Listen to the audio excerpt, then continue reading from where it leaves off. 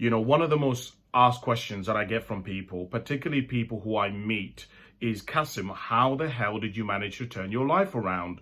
People are always asking me, like, based on the fact that your dad died when you were 7, that you were done for drink driving twice, that you were arrested and tasered by the police, that you've had 28 jobs that didn't work out, that you went through bullying, that you've had mental health where you've tried to commit suicide twice, where you've been in debt and had 10 payday loans out, where you didn't do very well and you were in school and you were in bottom set, where you've been homeless for 8 months living in a tent. Like, how did you go from that to then having investments, to then getting yourself to a situation where you've written 4 books, to due to be qualified as a counsellor, to studying to get a master's degree, and then now you're earning got yourself to a point where you're earning over 75 grand a year. How the hell did you do that? People they can't fathom this, and they ask me all the time, like, how did you do it?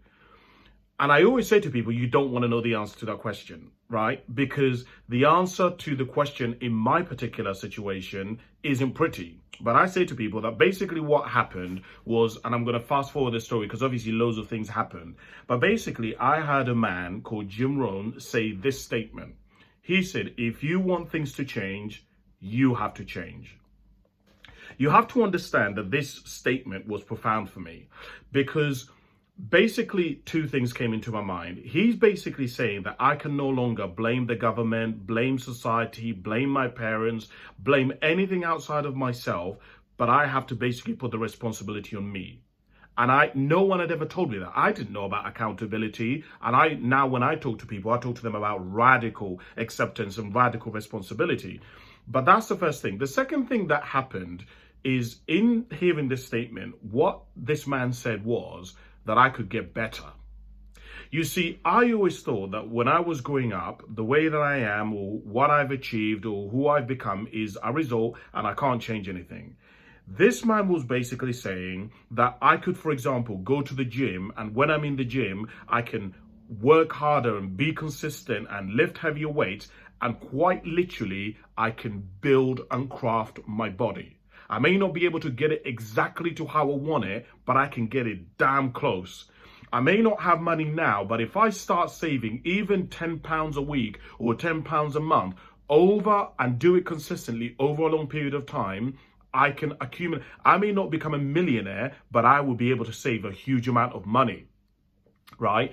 I didn't know. And what he was basically saying is that if I grew up and I didn't have good friendships, or didn't have, I wasn't very good with my mental health, he basically said that I could go and speak to people like counselors and do self-reflection and work on my attitude and process my trauma, and I could find healing, and I could find peace, and I could go onto the path of finding happiness.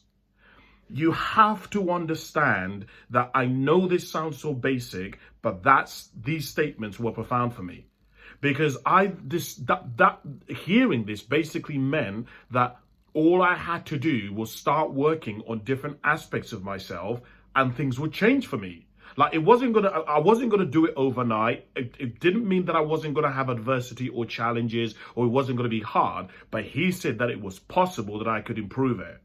And that's basically what happened. When people say to me, like, how did you do it? I basically did 2 things. One, I actually stopped pursuing happiness.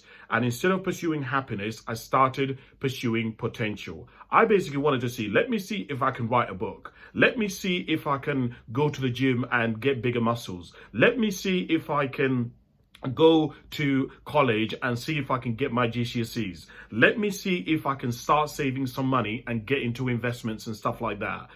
I basically just started trying the things that I wanted. And the second thing was, which was major for me, was I started ferociously studying every single area where I wanted stuff. I would read books. So many of you will know that for the last 9 years, I've read a book every single week. Every single week, I've read a book in an area that I want to improve, whether that's anxiety, stress, happiness, money, bodybuilding, housing. I have read a book every single week for the last 9 years. right? That sometimes is, I don't read the book, but I buy an audiobook. That gives you an indication as to the level of intensity that I went into. But those two things are basically what really revolutionized my life. I stopped trying to pursue happiness, because what I began to realize was that a lot of the things that lead to happiness, you have to suffer through first before you get to happiness, right? And the second thing was, I just started ferociously studying everything. I wanted to know everything about money. I wanted to know everything about success. I wanted to know everything about mental health, everything about suicide. Why do people commit suicide? So people ask me all the time, Kasim, why do you write all these different books? I didn't really write these books for other people. I only wrote these books because I was really interested in these topics, and therefore I knew so much about them that I thought, well, why don't I write a book about them? So I didn't even want to write books. It was an accident how it ended up happening. So I don't know if that's useful to you in any way or what, but that's basically what happened. That's how I managed to change my life in a profound way. Thanks.